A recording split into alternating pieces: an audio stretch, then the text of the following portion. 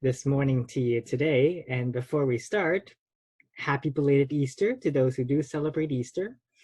I know it's a little challenging to be going on egg hunts and such this year and at this unfortunate time.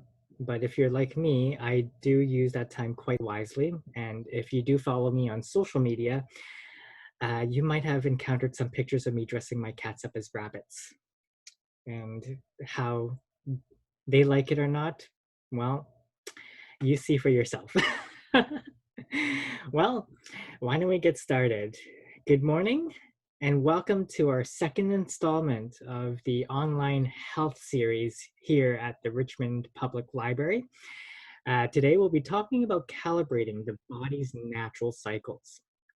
And whenever we think of cycles, I'm pretty sure the term that comes up for a lot of people is the circadian rhythm.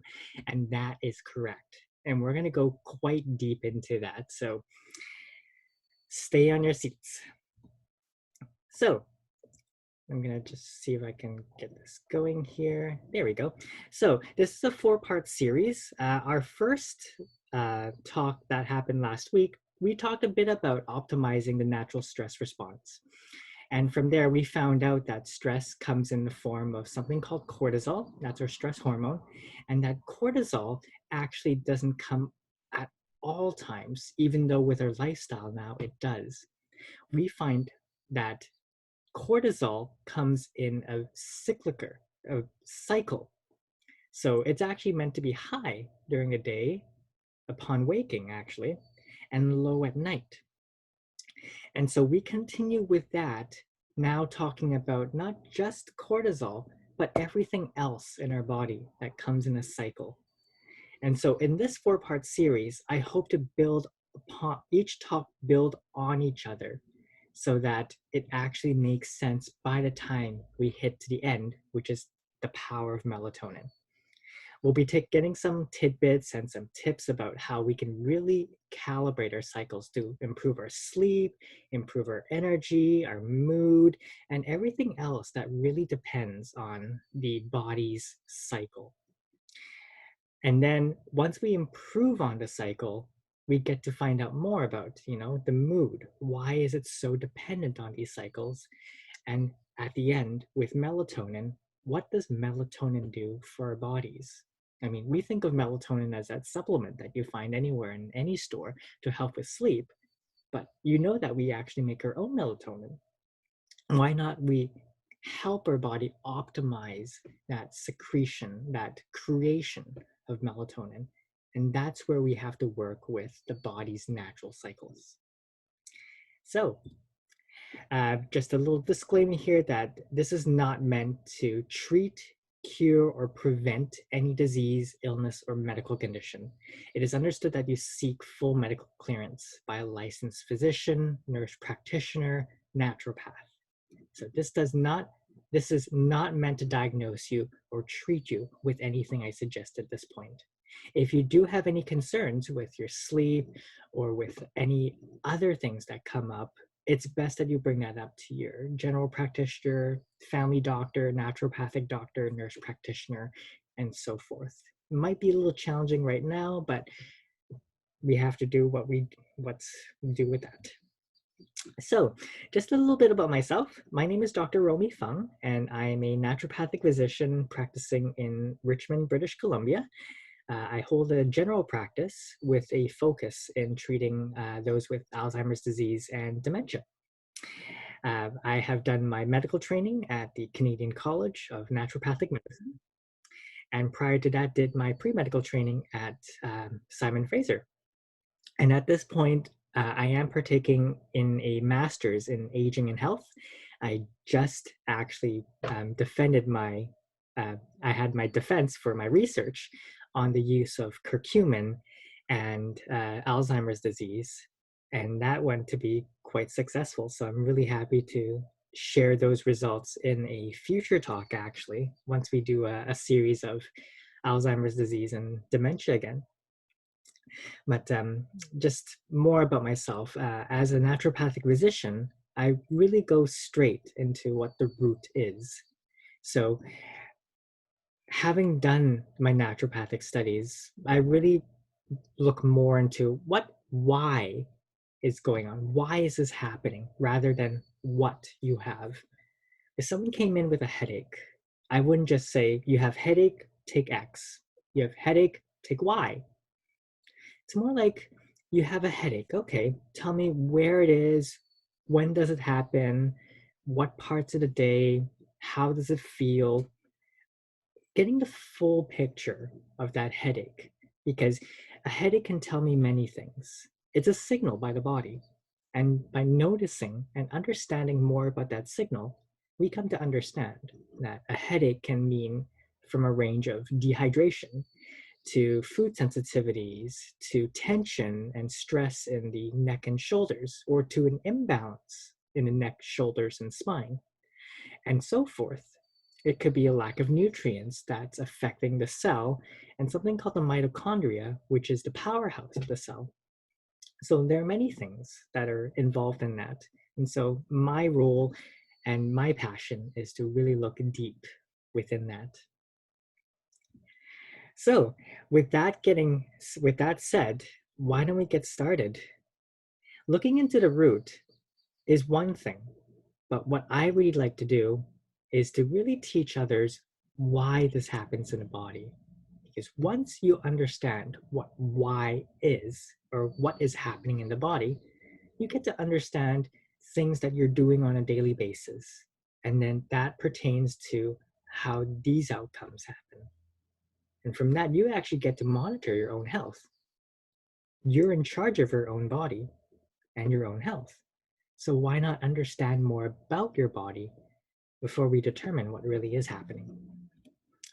So first off, what is the circadian rhythm? We think of the circadian rhythm as, a lot of people are going to say, well, it has to do with melatonin. It has to do with sleep and wake.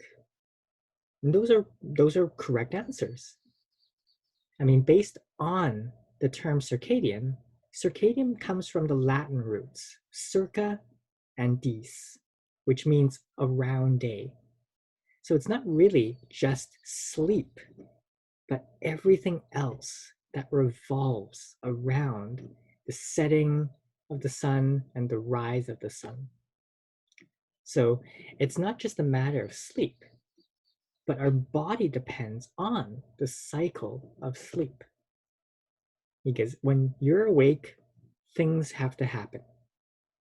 And when you're asleep, other things have to happen. So it's not just the brain, or we call it the pineal gland, that produces the melatonin, but everything else in the body actually has a connection with that cycle. We actually revolve around that pattern. So looking at that, we see a little graph right here that shows that we wake up at around, in the morning. That's when the sun is setting, is not setting, rising. That's when the sun is rising. And then we go about our day doing our things. And then by the time sun sets, we start to feel a little more tired. And so the most basic thing that we can think of right now is that melatonin has to do with the cycle. When we see the sun, we actually depress and stop our production of melatonin. And at the night, when we're not seeing any sunlight, we actually produce more melatonin during the night. And that's what's helping us sleep. But now that we have this kind of upbringing of our society, I mean, there's a lot of artificial light, LED lights, lights in the homes, street lights, light pollution. That's really affecting a lot of what we're seeing right now in our bodies. And probably one of the biggest hypotheses at this point is it really what's happening with as a result of these shifts in light that is affecting the incidence of a lot of chronic diseases, including diabetes, hypertension, and other chronic diseases. It's not really just insomnia, but insomnia can play a big play a big role in affecting a lot of the chronic diseases. So bringing this graph into another step, into a deeper step right here, I'm going to get back to that in a bit, but we look at melatonin being produced. If you look at the bottom right here, I'm not sure if you can see my cursor right here. We see the time in 24 hours, and we see that melatonin starts really ramping up at around 10, 11, 12, 10, 11 p.m. midnight, and goes back down at around morning, about 7, 8, 9 in the morning. So we know that for certain when it comes to sleep. And that also helps in this case with sleep propensity. That's the effectiveness of sleep. Higher the melatonin, better to sleep, because that's the signal the body wants to give to the rest of the cells. But at the same time, as we produce more of the melatonin and as we get to sleep, our body's core temperature actually goes down as we sleep and get deeper into sleep. And it warms up when we wake up. So this is kind of like one of the ways that the body responds to sleep in regards to having that higher level of melatonin. Looking at here, I mean, a lot of research has been showing up in the past, couple decades about the so-called sleep cycles, circadian rhythm, and how it affects our sleep and our health. Little did we know that this has been, here all along. Here you see a Chinese medicine view of the body in regards to the time and the organ hours. And you can probably see right here that we lung, liver, and gallbladder. So starting at gallbladder, starting at 11, I think maybe last week we mentioned that it was triple warmer that was at 11, and that was 9 to 11 for triple warmer. When you get to 11 p.m. to 1 a.m., that's the hour for which the gallbladder is the most active in Chinese medicine. And in between the hours of 1 and 3, the liver. And in 3 to 5, the lung. Now, what does that mean? Well, I see a lot of patients when it comes to sleep, and they're telling me that they always wake up in between, 1 and 3 in the morning. And I think of that as, liver. So something must be going on in the liver. The liver might be overburdened. You might have too much going on in terms of detox. Or we also look into the emotions of the liver, and that typically is anger. So if you have pent up anger, it's probably a reason why you might be waking up between 1 and 3 in the morning. That or the lung. Lung between 3 and 5 in the morning, you might actually see things such as respiratory distress, waking up almost breathless. But the lungs also signify grief. And I would probably say that commonly, maybe in this past couple of weeks now, that many of us, or majority of us, might be waking up in between these hours because what we're experiencing right now, something called grief. We've lost, a bit of our everyday life. And right now we have to adjust. But looking at the big picture right here, starting from the gallbladder all the way to the large intestine. So from 11 p.m. to 7 a.m. here, you see that these organs all have to do with expelling or detox. So this is actually the best time for the body to be detoxing or cleaning. And if it's overburdened, well, chances are you might either be waking up in the middle of the night or you're not giving the body what it needs at that time. And thus, things will tend to shift and express itself. And this is the basis of just Chinese medicine, thousands of years ago. And right now, it's just, 10, 20 years that we're figuring out that, sleep is so crucial just to abide by these times that the organ needs in Chinese medicine. So with the circadian rhythm, what happens is we get light coming from, the sun, from artificial sources, and that hits our retina of the eye.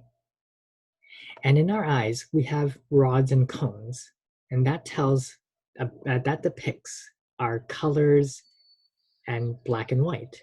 That sends a signal up to the brain that tells us, oh, these are the images I'm really seeing, and reflect it back at the brain. But there's actually something else in the eye that was more recently found, something called melalopsin. And melalopsin is very sensitive to light. And that's what sends the signal from melalopsin to something called the SCN, the suprachiasmatic nucleus. And this is where you have most of that activity in regards to calibrating your body cycle.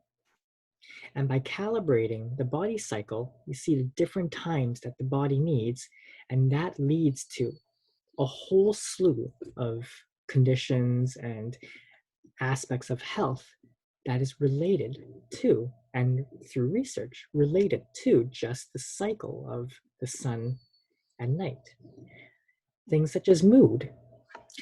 We find that, in the winter months, a lot of people go through something called seasonal affect disorder, SAD. And that's typically a depressed kind of mood, or we call it depression. And that can be affected by just, the lack of sunlight, but also not just the lack of sunlight, but the lack of sunlight at the proper time when the body needs it. And that's typically in the morning, because that's when your whole body wakes up, shifts everything into gear, and starts producing more of the hormones. There's also cognition. We actually feel more awake. You can probably ask yourself this. We feel more awake when we get this sunlight right into our eyes, typically in the morning.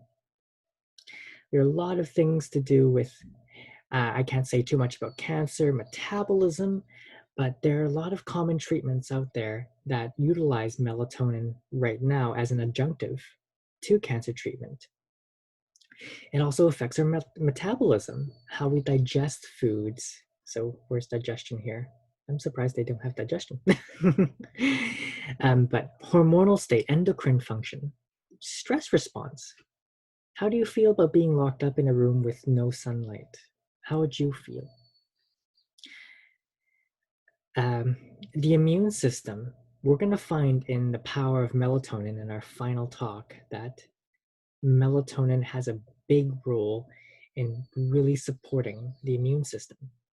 But ask yourself this. Have you ever had one or more or several nights of, sleep deprivation, and you felt more prone to catching the cold or the flu? That's something to think about.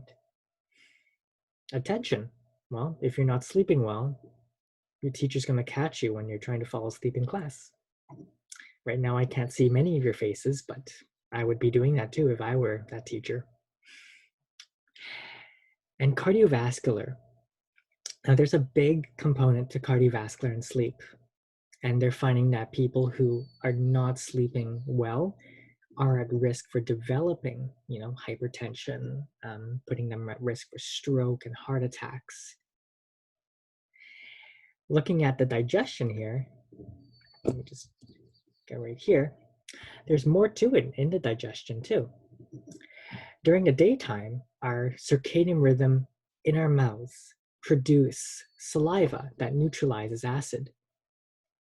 Now, in this picture right here, this is not the human body, but it's actually, I believe it's a fish. But what it shows is how much acid is being produced in the fish to go through digestion. And what's very similar is that you see pretty much a cycle where kind of in the morning, you have your pH more higher. Now, just a reminder here that when pH goes high, that means it's a weak acid. It's more of a base, it's more alkaline. But we need the stomach to be more acidic, so lower right here, in order to be digesting foods. Now, this is quite similar, but not to this big extent right here in the body. but our body's pH is about 2 to 3. And what does that mean in regards to that? Well, let's just take a little small exercise right here. We know that water is 7. And to get from 7 to 6, that requires 10 times more of either the acidity by going down, or from 7 to 8, 10 times more alkalinity when we're going up. So we're saying here that if this is water, what's stomach acid right here? 10, 100, 1,000, 10,000, almost 100 times 1,000 more acidic than water. In fact, you could probably go into YouTube after this and search up stomach acid and dissolving things such as a razor knife. You can actually put one of those razor knives and put it in stomach acid that's been isolated, and that razor knife actually dissolves. That's how strong our stomach acid is. So we have to protect our bodies from the stomach acid, and that has to do with the cyclical nature of saliva and mucus. So during the daytime, we produce a lot of that saliva that neutralizes that acid. So this is the daytime right here. But at night, we want to be focusing our bodies more on other things because we're asleep, because melatonin is higher. So this is why for some people that if you're actually eating quite late at night, that you're not technically digesting it. Our bodies have that clock to actually say to ourselves or express that, okay, we're going to digest at this time of the day more effectively than others.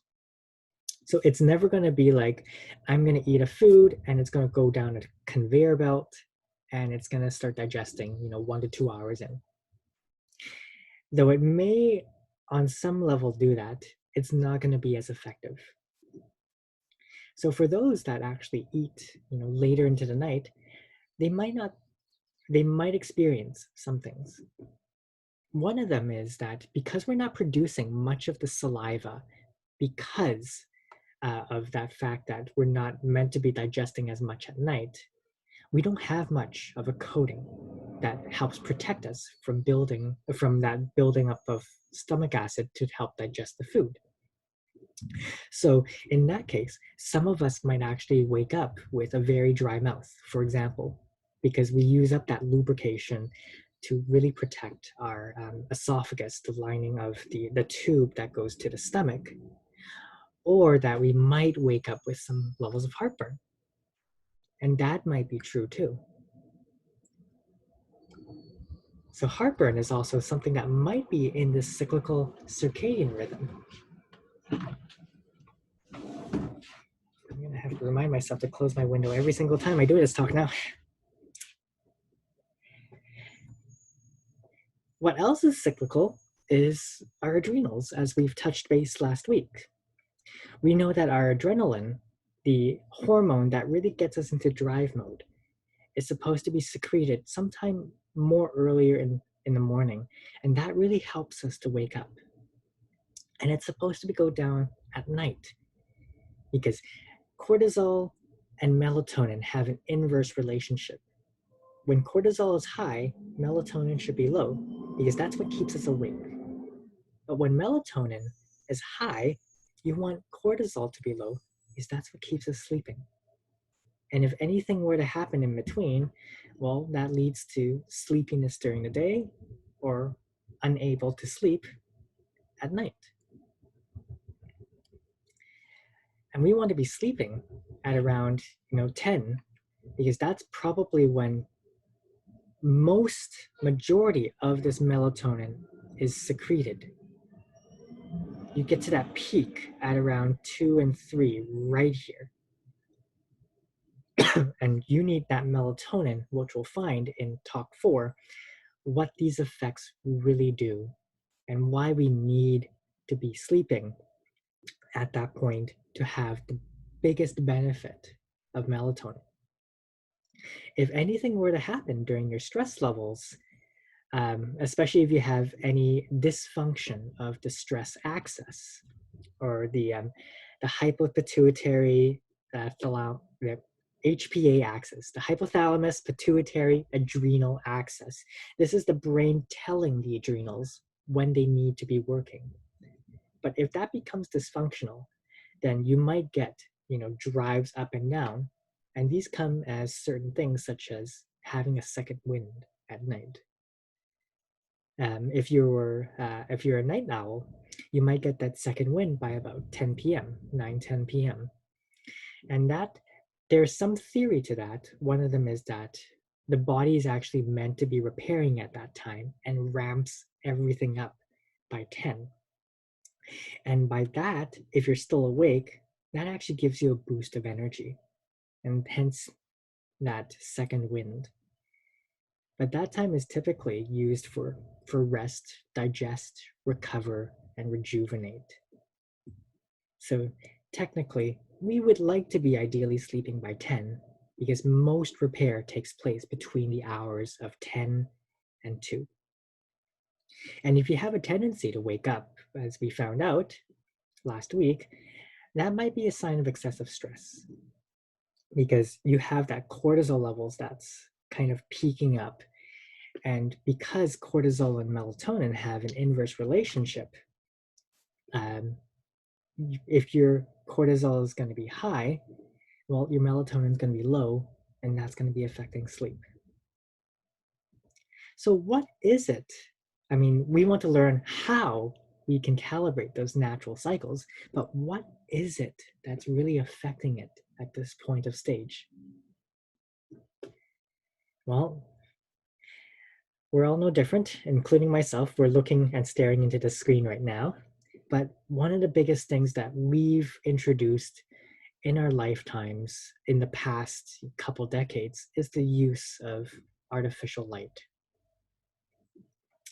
And just to introduce a bit about light, on the left here, well, let's look at the nice, interesting kind of movement going on in the right first. Light, even though it's white light, actually has a spectrum of colors. We see that as the rainbow. Looking at the left here, there are many different types of waves coming from radio wave to gamma waves or gamma rays. And then there's only a small part of this ray that we can see. And looking at here, that's all where the visible colors are, as indicated by the square right here. But just looking at the rays right here, you see how the wavelength here is quite wide versus the wavelength on the other end of the spectrum being quite narrow. So when that wavelength actually becomes narrow, it becomes much more stronger. And when it becomes wide like this, it's not as penetrating.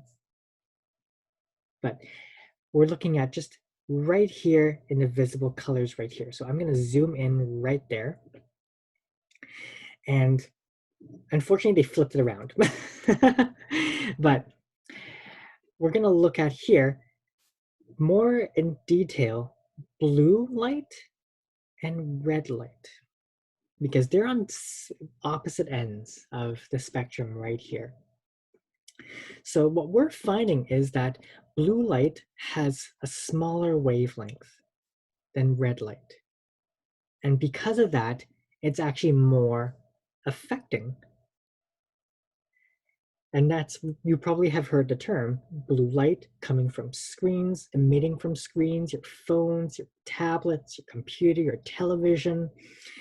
And it's this blue light that really affects the melopsin that we talked about that's in our eyes, that then affects the brain, the SCN, in telling the body it's daylight.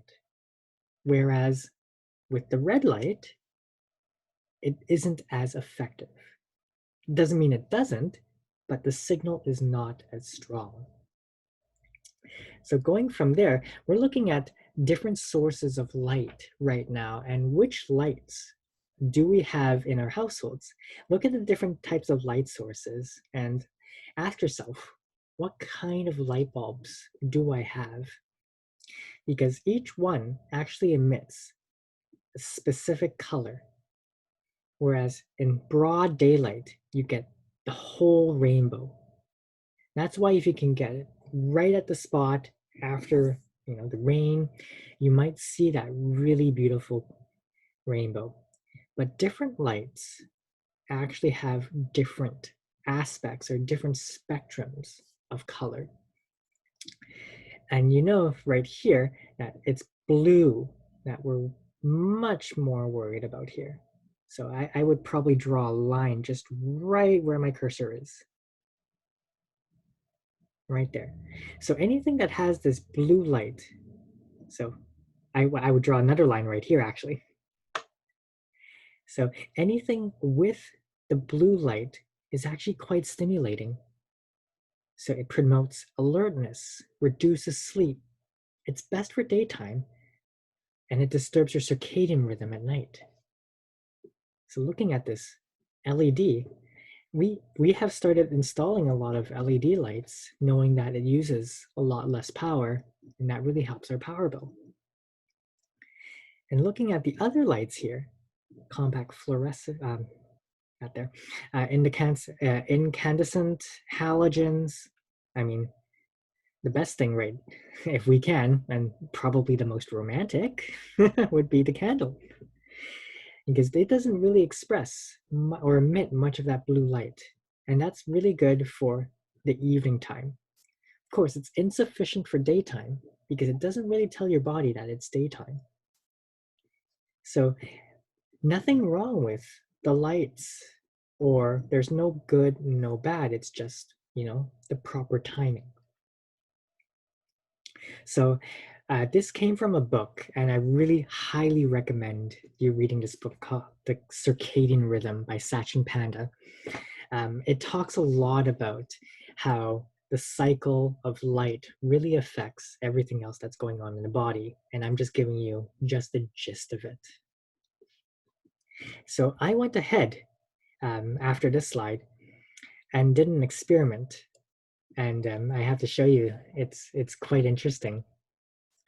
But before that, we need to understand what lux is and how much lux is needed. So lux is the unit of illuminance. So how strong a light can potentially be. And we see the ranges of the lux on the right here, where 0 means pitch black. And darkness can actually mean some level of lux if there is some level of light. But it goes on to indoor lighting, bright indoor lighting, so the LEDs, and then it gets into the tens of thousands. This is direct sunlight. So this is how strong sunlight can actually be. Now, it doesn't mean that because sunlight is strong that it's going to cause things like skin cancer, for example. We actually need this strength of light to even hit our retina for just a bit to tell our body it's sunlight. I mean, can you imagine if you're locked up in a dark room and all you have is, maybe some LED light, and it doesn't have anything else to differentiate that? So you're probably going to be looking at about 500 to maybe 1,000, maybe 2,000. If your body can't differentiate between this 500, 1,000 to 50,000, it's going to think and start calibrating itself, thinking that, well, I'm consistently getting this light. It's probably saying that it's sunlight. And there's actually quite a few early studies done trying to figure out what is the lowest level of lux that can affect melatonin. There's a study done, I believe in 2014, 2016, and it said that the lowest number of lux, and everyone's going to be different. Everyone has a different amount of sensitivity to sunlight. That's a given. But on average, in this study, they found that as little as about 30 lux can deplete half of your melatonin secretion. That's actually in this pitch black to dim interior lighting. So I did this experiment in the past 24 hours and I just came back right before my talk. But there are actually tools out there that you can measure how much lux or how strong the light is. And some of that can be downloaded on your phone. And so I took it upon myself to try out this experiment. And I thought this was quite cool. So last night, I used my computer screen. So that's my computer screen. And this is me trying to finish all my slides in the last minute. But I have an app on my computer screen, and that changes the screen to dim and red. So if you look at the right-hand side, I downloaded this app on my phone, and using the front camera, it can measure maybe not the most accurate thing, but accuracy is one thing. We want to find how relative it is to other things. And that's the point of my experiment right here. But looking at it, this is the screen that's blue with no coverage or no filter, etc. And it's giving me about 66 lux. And I just mentioned that it takes about, on average, 30 lux to decrease your melatonin secretion by half. So this is much more than what we determined in that study. And this is coming from, a typical computer screen. So imagine doing that in looking in your screens, whether that be your phone, tablet, or computer at night. This is how much lux you're actually getting versus this red screen that I will show you how you can download this later on. But to block off and dim that computer screen, it goes down to about 7 lux. That's quite significant, isn't it? So when we're getting that screen time at night, we're actually, depressing our secretion of melatonin. And you probably hear this a lot from so many people that gets really tiring. Even I thought it got pretty tiring until I saw that major difference right here last night. And then last night, I also went into my bathroom and I took the lux from the light emitted in my bathroom that has LED lighting. And look how high that is. So I can't imagine if I have to wake up in the middle of the night and I get that. I think I might have had experience with that where, I had to go to the bathroom, came out, and was unable to sleep afterwards. That's likely the case. I'm telling my body, it's not nighttime now. But what was really interesting is that at 7:27 a.m. today, just upon waking and opening the window, I took the sunlight that's coming into the window. Now, my window is facing north, so I'm not in direct contact of the sun, but this is what I'm getting at, and that's just 338 lux. And then I actually went for a really nice walk after a really great meditation today. And I took the sunlight on my walk in direct sunlight. So this is 32,000. So almost 33,000 at 9:10 a.m. today. That's a big difference. And possibly this is what our body is actually attuned to in the morning. That's why there are people who, we talked about a little bit about mood, seasonal affect disorder, and how people with the solar lamps, the morning lamps that are used to help with seasonal affect disorder actually are utilized in the morning. And that is typically that time where the body starts to calibrate for the day. And now that we're in the springtime, we're getting more daylight in the morning. And then in the summer, that's when the incidence of, low mood and likely depression is a lot less. And that's likely because we get a lot more sunlight. But it's also sunlight that's coming in the morning, and it's also very crucial. So these are some of the tools that I would recommend by knowing that we need to calibrate ourselves with the kind of light pollution that we have. There's something called flux that you can search up Google and you can download it for free, and it makes the computer screen red in a custom to your time zone. So what that means is when the sun is down in your respective time zone, the screen starts to become more red. So your computer's working with the sun. That's actually quite cool, and it can really help. There are a lot of new computers and new phones that are incorporating this right now, but there are also apps that can potentially do this too if you don't have that aspect or that program that's already ingrained in your phone. If you search up anything to do with red light or twilight on the Google Play or Play Store or App Store, you can find a lot of these resources. Also, you can also try out yourself downloading a Lux reader, because you can find out how much of that light is being emitted from your screens and compare that to the lights that are coming out from your light bulbs, from other lights, from the sun, and have fun with actually realizing how big of a difference that really is. Because I find this to be very eye-opening now that I've done it myself. And so it's that morning light exposure that really tells the body, this is me waking up, and I'm waking up to the day.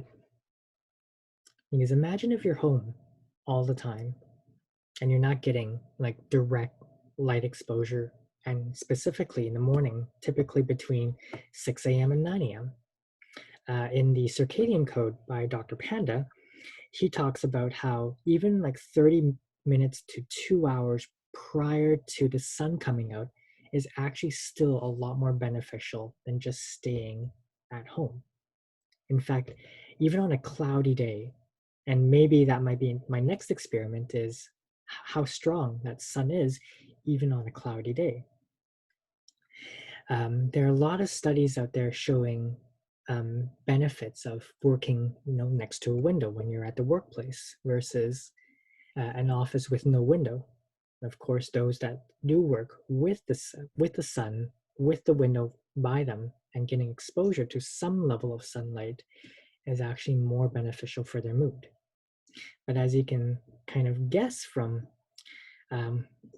what I had this morning, just coming from opening the window and taking the lux, the light, the strength of the light from there, it's not that strong as getting that direct sunlight.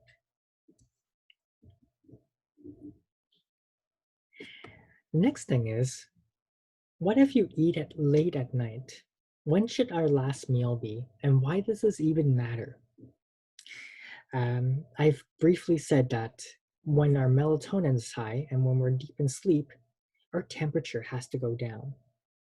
And by making it down, a lot of other procedures and things can really happen.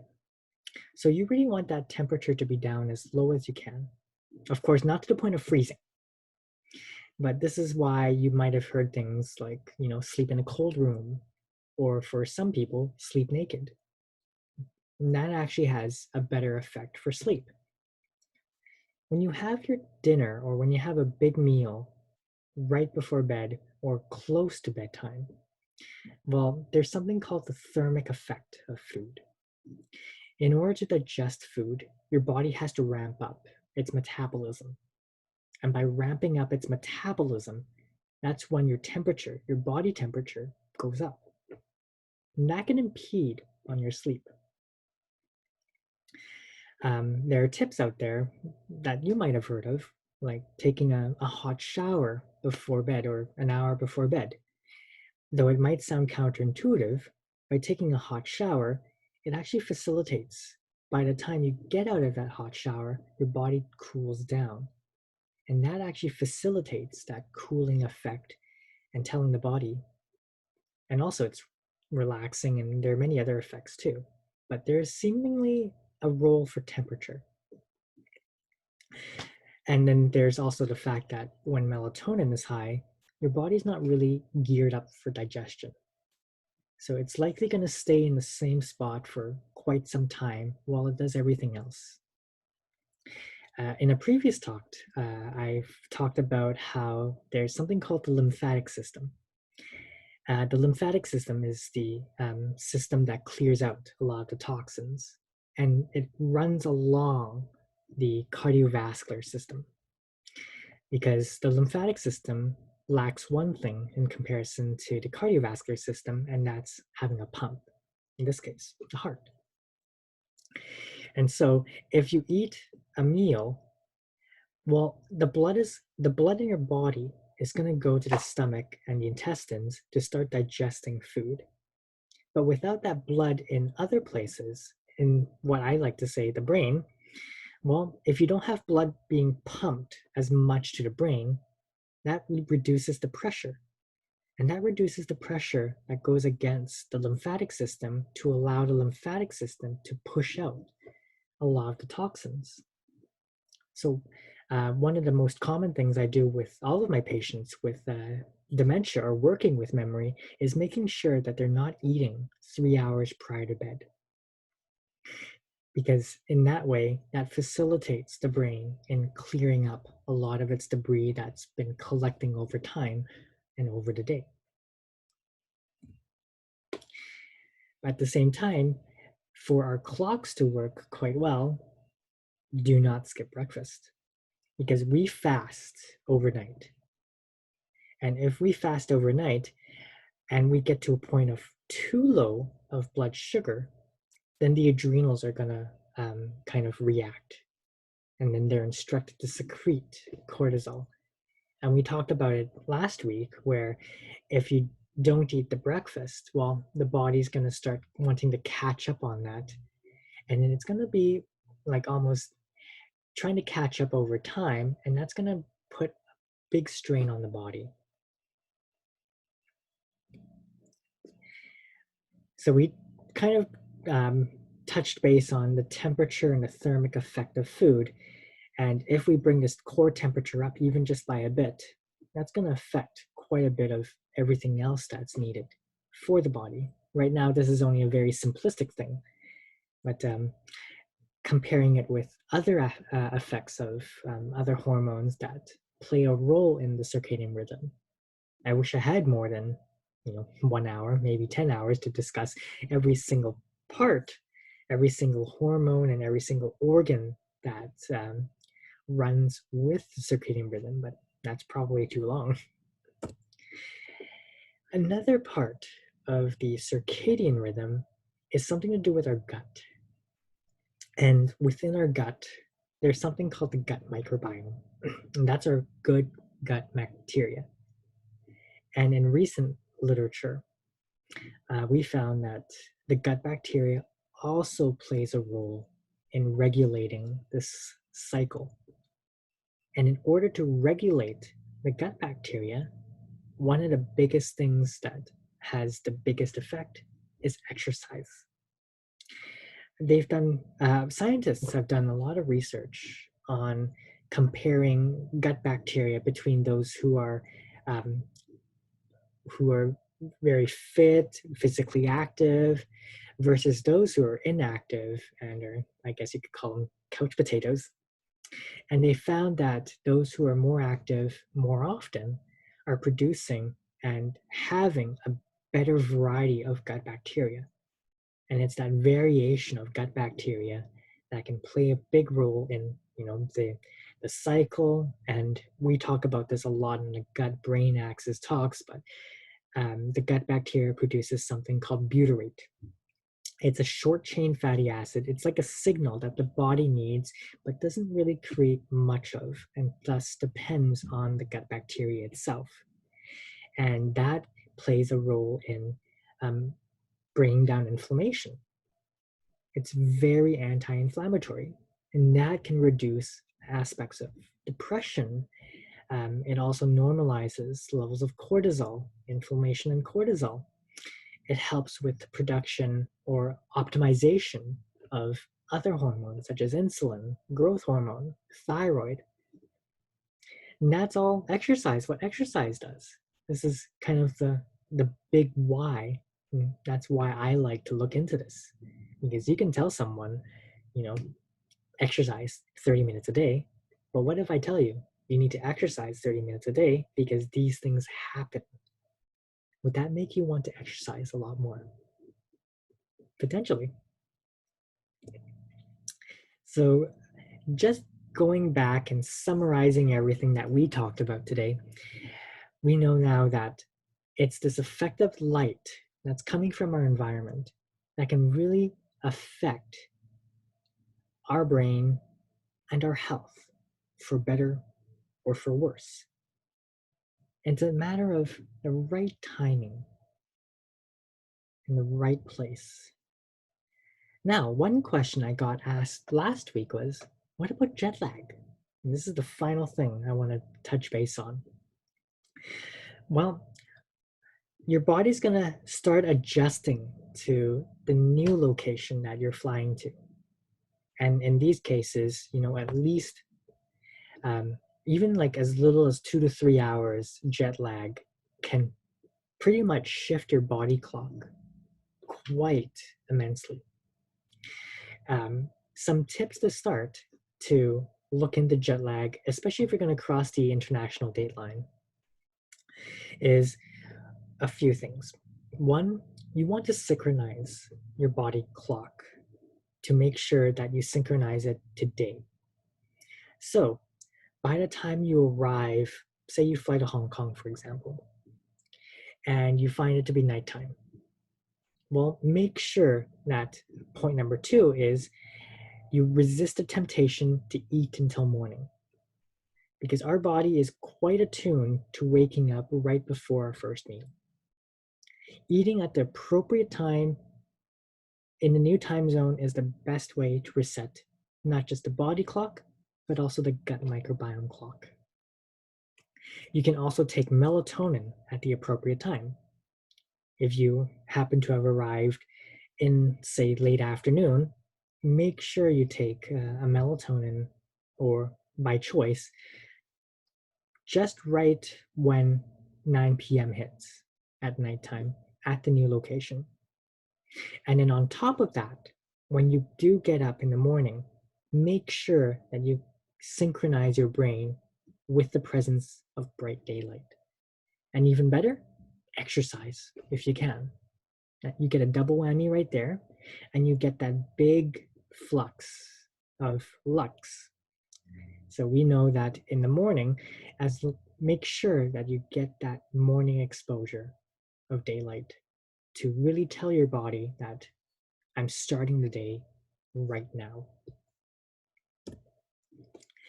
So to summarize, the body's circadian rhythm is not just, oh, I'm producing melatonin and not producing melatonin, but also the other symptoms in the body, as growing evidence suggests. We can support the cycle, and that can support the rest of the body that is in tune with that cycle. So start by sleeping at a consistent hour and waking up with exposure to the sun, and you'll find quite a big difference by just even getting that exposure that I just had this morning, and really knowing that it's not just I sleep, as long as I sleep 8 hours a day is one thing. There's now new evidence that shows that sleeping 8 hours is one thing, but sleeping 8 hours with the cycle is quite powerful. And though there are many unfortunate things in society right now with, shift work and light pollution, and it's a matter of making sure that we calibrate those cycles accordingly. So thank you so much for taking your time and doing some learning here. Just to let you know again that we do have a full 4 series for this talk, and they're set for every Monday of the month. and at 10 in the morning, excluding today because we just had Easter Monday. For next week, we're going to be talking about sleep and also mood. So, what do I mean by that? Have you ever, for those of you that celebrate Thanksgiving, have you ever had turkey and then you felt really sleepy right afterwards? Well, it's because that there's a pathway, and turkey has something called tryptophan, and that's an amino acid, and that's a building block for not just serotonin, but also melatonin. And we're going to be talking about that pathway and understanding how to help that pathway in order to help our mood and also our sleep. And then the week after, our final talk is going to be on what melatonin really does in our body. We learned a bit about how we can start helping our cycles, start helping our stress, and that also really helps with producing the melatonin. So we're going to be getting some tidbits here and there, but let's end this off with really understanding what melatonin does to us. Before I start answering questions, if you like what you hear and would like to hear more and would like to also contribute in terms of providing ideas for new topics, Summer and I are going to be talking later soon, and we might be implementing more talks as the time goes, and maybe even more often too. We're going to see how we can do that. But give my Facebook page a like, follow me on Instagram, shoot me a post. I have a couple of polls going on asking what kind of topics do you want to hear during this time here with the quarantine, and I'll be more than happy to actually share what I can at this time. And I might be doing even more lives and Q&As and such on my Facebook page and on Instagram too. And you're also there. Also, you can find a lot more of the tidbits, posts, health tips, etc. And who knows, I might be recording a few things too.